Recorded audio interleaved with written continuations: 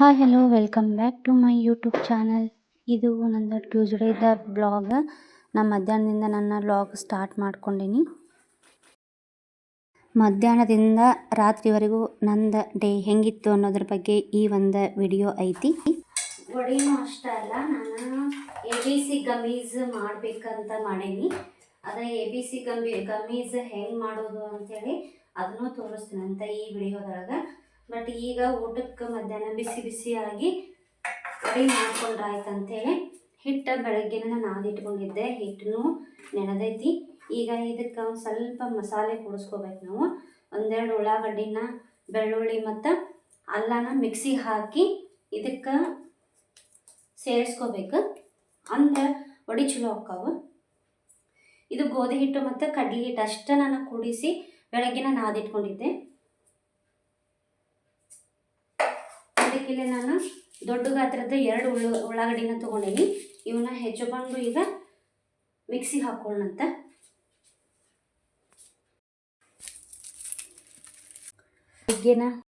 ಹುಡುಗರಿಗೆ ಬೆಳಿಗ್ಗೆ ನಾನು ಉಳ್ಳಾಗಡ್ಡಿನ ಉದ್ದಕ್ಕೆ ಹೆಚ್ಕೊಂಡೀನಿ. ಆಮೇಲೆ ಇಷ್ಟು ಅಲ್ಲನ ತೊಗೊಂಡೀನಿ. ಒಂದು ಬೆಳ್ಳುಳ್ಳಿನ ಈ ಥರ ಸುಲ್ಕೊಂಡೀನಿ. ಮ್ಯಾಗಿನ ಸಪ್ಪಿ ಸುಲಿದಿಲ್ಲ, ಹಂಗೆ ಹಾಕ್ಕೋಬೇಕು. ಒಂದು 4-5 ಹಸಿಮೆಣ್ಸಿನ್ಕಾಯಿನ ಹಾಕ್ಕೊಳತ್ತೀನಿ. ಎಲ್ಲ ಮಿಕ್ಸಿಗೆ ಹಾಕ್ಕೋಬೇಕು. ಇವಾಗ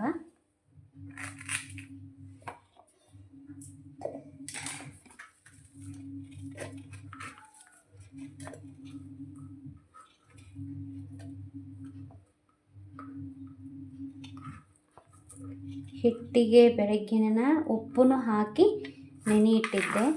ಸೊ ಇವಾಗ ಇದಷ್ಟು ಹಾಕಿ ಮಿಕ್ಸ್ ಮಾಡಿ ವಡೆ ಮಾಡಿದ್ರೆ ವಡೆ ಬುರು ಅಂತ ಎಷ್ಟು ಚೆನ್ನಾಗಿ ಹೋಗ್ತಾವೆ ಅಂತಂದ್ರೆ ಇದಕ್ಕೆ ಸ್ವಲ್ಪ ಜೀರಿಗೆ ಹಾಕ್ಕೋಬೇಕು. ಈಗ ನಾನು ಇಷ್ಟು ಜೀರಿಗೆ ಹಾಕ್ಕೊಳತ್ತೀನಿ. ಪೇಸ್ಟ್ ಮಾಡ್ಕೊಂಡೇನಿ. ಇದನ್ನು ಈಗ ರುಬ್ಕೊಂಡಿದ್ದ ಪೇಸ್ಟನ್ನು ಇದಕ್ಕೆ ಹಾಕ್ಕೊಂಡು ನಾದ್ಕೊಂಡೇನಿ. ಎಣ್ಣೆ ಕಾಯಕ್ಕೆ ಇಟ್ಕೊಂಡೆ. ನಾನು ಇಷ್ಟು ಆಮ್ಟಿನ ಹೊಟ್ಟೆದೊಳಗೆ ನೀರು ತೊಗೊಂಡೇನಿ.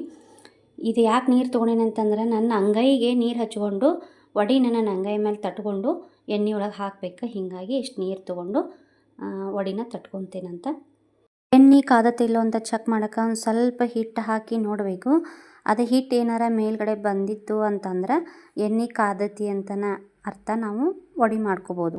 ಇವಾಗ ಅಂಗೈಗೆ ಸ್ವಲ್ಪ ನೀರು ಹಚ್ಕೊಂಡು ವಡೆ ಹಿಟ್ಟು ಕೈ ಮೇಲೆ ತಟ್ಕೊಂಡು ಎಣ್ಣೆ ಒಳಗೆ ಹಾಕಿ ಸ್ವಲ್ಪ ಫ್ರೈ ಮಾಡಿದ ತಕ್ಷಣ ಏನಾಗ್ತೈತಿ, ಬುರು ಆಗಿ ನಮ್ಮ ವಡೆಗಳು ಬರ್ತಾವೆ. ಈ ರೀತಿಯಾಗಿ ನಮ್ಮ ವಡೆ ಅಕ್ಕಾವು. ಇವಾಗ ಮಧ್ಯಾಹ್ನ ಊಟಕ್ಕೆ ವಡೆ ಮತ್ತು ಚಪಾತಿನ ಮಾಡ್ಕೊಂಡಿದ್ದೆ. ಇವಾಗ ಮಧ್ಯಾಹ್ನ ಊಟ ಆದಮೇಲೆ ABC ಗಮೀಸ್ ಮಾಡ್ಬೇಕಂತೇಳಿ ರೆಡಿ ಮಾಡ್ಕೊಂಡೀನಿ. ಒಂದು ಆ್ಯಪಲ್, ಒಂದು ಕ್ಯಾರೆಟ್, ಒಂದು ಬೀಟ್ರೂಟ್, ಆಮೇಲೆ ಮೋಸಂಬಿ, ದಾಳಂಬ್ರಿ, ಗುಡ್ಡದ ನೆಲ್ಲಿಕಾಯಿನೂ ತೊಗೊಂಡು ಇದನ್ನು ಅಷ್ಟು ಮಿಕ್ಸಿಗೆ ಹಾಕ್ಕೋಬೇಕು. ಮಿಕ್ಸಿಗೆ ಹಾಕ್ಕೊಂಡು ಇದರ ರಸ ತಕ್ಕೋಬೇಕು. ಇವಾಗ ಇದನ್ನು ಮಿಕ್ಸಿಗೆ ಹಾಕ್ಕೊಂಡು ಇದರೊಳಗೆ ಎಷ್ಟು ಸಾಧ್ಯ ಅಷ್ಟು ರಸನ ತಕ್ಕೋಬೇಕು. ಇವಾಗ ಮಿಕ್ಸಿಗೆ ಹಾಕ್ಕೊಂಡು ಈ ಥರ ನಾನು ಅದನ್ನು ಸೋಸ್ಕೊಳಕತ್ತೀನಿ.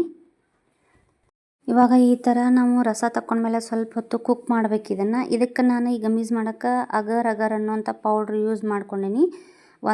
ಅರ್ಧ ಲಿಂಬೆ ಹಣ್ಣು, 1-2 ಸ್ಪೂನಷ್ಟು ಜೇನುತುಪ್ಪ, ಒಂದು 5-10 ನಿಮಿಷ ಇದನ್ನು ನಾವು ಕುಕ್ ಮಾಡ್ಕೊಂಡ್ಮೇಲೆ ಬೇರೆ ಒಂದು ಬೌಲ್ಗೆ ಇದನ್ನು ಟ್ರಾನ್ಸ್ಫರ್ ಮಾಡ್ಕೋಬೇಕು.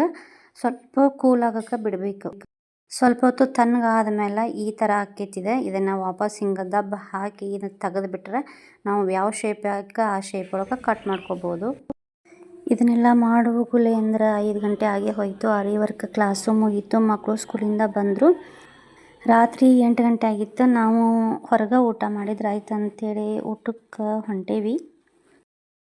ಮನೆಯೊಳಗೆಲ್ಲ ನಾವು ವೆಜ್ ಅಷ್ಟೇ ಮಾಡ್ತೇವೆ, ನಾನ್ ವೆಜ್ ಮಾಡೋಂಗಿಲ್ಲ. ಸೊ ಹೀಗಾಗಿ ನನ್ನ ಮಕ್ಕಳು ಹೊರಗೆ ಹೋದ್ರೆ ಬರೀ ನಾನ್ ವೆಜ್ ಅಷ್ಟೇ ಊಟ ಮಾಡ್ತಾರೆ. ಇವರೆಲ್ಲ ನಾನ್ ವೆಜ್ ಊಟನ ಮಾಡಿದ್ರೆ ಊಟ ಮುಗಿಸ್ಕೊಂಡು ಬರೋ ಹೊತ್ತಿಗೆ ಅಂತಂದ್ರೆ 10 ಗಂಟೆ ಆಯಿತು. ಇವತ್ತಿನ ನನ್ನ ವ್ಲಾಗ್ ಹಿಂಗಿತ್ತು. ಎಲ್ಲರಿಗೂ ನಿಮ್ಗೆ ಇಷ್ಟ ಆಗಿತ್ತಂದ್ರೆ ಪ್ಲೀಸ್ ಸಬ್ಸ್ಕ್ರೈಬ್ ಮಾಡಿರಿ, ಲೈಕ್ ಕೊಡಿರಿ, ಶೇರ್ ಮಾಡಿರಿ ಅಂತ ಹೇಳ್ತಾ ಥ್ಯಾಂಕ್ ಯು ಸೋ ಮಚ್.